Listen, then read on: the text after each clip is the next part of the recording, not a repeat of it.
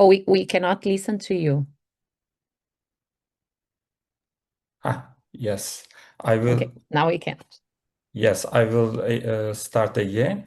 Hi, friends, and I will present doing more with less in deformity, and I will present only three cases in this presentation, and I will try to do the philosophy of deformity only because limited time.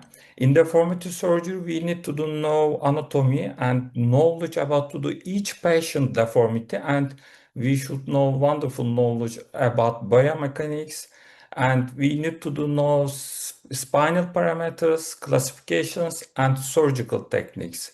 Anatomy, biomechanics, and surgical technique is very important for making a minimal invasion for deformity. Sagittal balance affect all of the spine, and if you perform an operation in lumbar area, it affected the thoracic area and cervical area. We should know this, and we should know whole of the spine, and we should know global spine, and we make a plan according to all of this balance, and we need to do make some planning before operations, and we need to do use some applications, and we put some preoperative scoliosis graphic, and we need some planning, some osteotomy, and we need to do calculate to the angle of to the lumbar lordosis, thoracic kyphosis, and we need to do make according this plane. And we need to do know osteotomies, for example, Ponto osteotomies and Smith-Patterson osteotomies and pedicle subtraction osteotomies, and we need to do know VCR. If we know this osteotomy and if we know which area we need this osteotomy, we can make less surgery. And I will give some examples. And we sometimes we make only decompression for deformity surgery, and we look at the patient. If patient scoliosis curve is under 30 degree and subluxation is very limited, and only patient has radicular pain, we need to do make only foramotomy or laminectomy. This is the examples. This patient have coronal imbalance and sagittal scoliosis, and this patient, balanced patients, there is a coronal scoliosis angle 27 degree, thoracic kyphosis 72 degree, but this patient is balanced, and this patient's neurological examination has only left leg pain. For example, this patient has artery radiculopathy and monoparesis. We perform this patient on foramotomy. We don't put any instrumentations, and this patient after operation she can walk very well. And because of that, planning is very important. And sometimes in deformity surgery, we use only limited area instrumentations, and we should know again about the balance. If patient have balanced, but there is only limited area, listhesis or imbalanced area, we can make only short fixations for operations. If curves is again under 30 degree and subluxations over 2 millimeters, and the patient has only radicular pain and back pain and no deformity symptoms or no thoracic hyperkyphosis, again well balanced, we operate only limited instrumentation. For example, this patients operated only this area. We make some foramen and laminectomy. We instrumentated only lower back, and we get balance again, and she is well after operations. And knowledge is very important. For example, this is scoliosis cases. This is 2 years old. This is congenital scoliosis.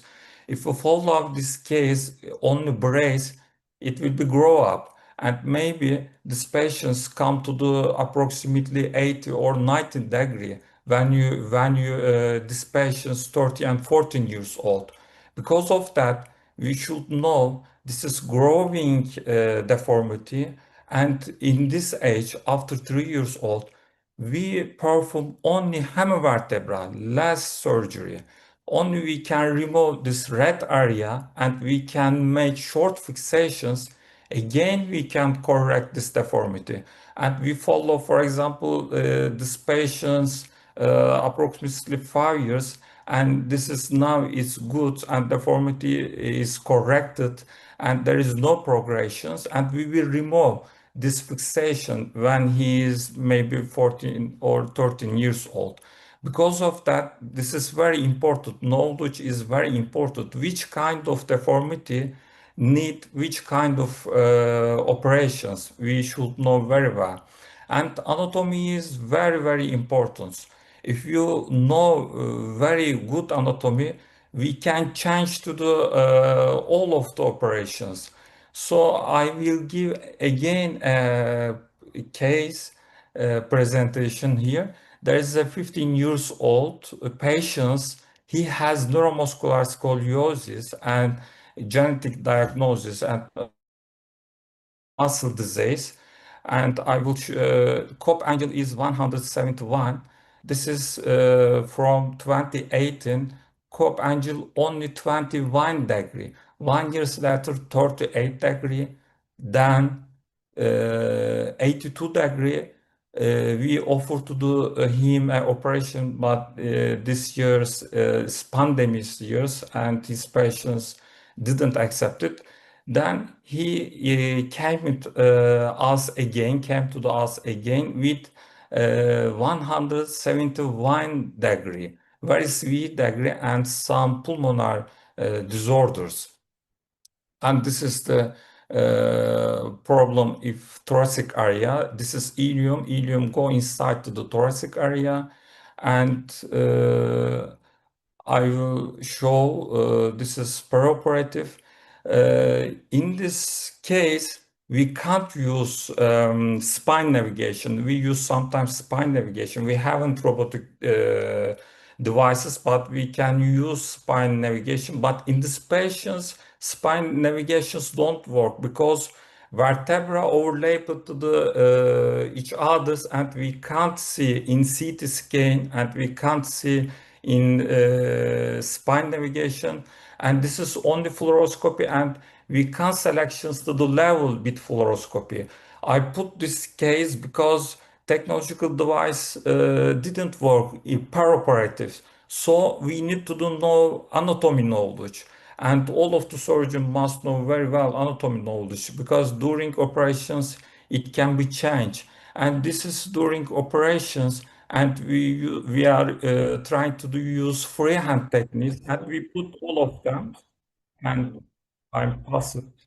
And this is post-operative, and I will pass. All of this degree is good. All of this area. This is post-operative, and this is post-operative 3 years. There is no any complications after 3 years. And as a conclusion, target is very important. We should keep neurological status, we keep balance, and we are trying to doing less surgery in deformity surgery too.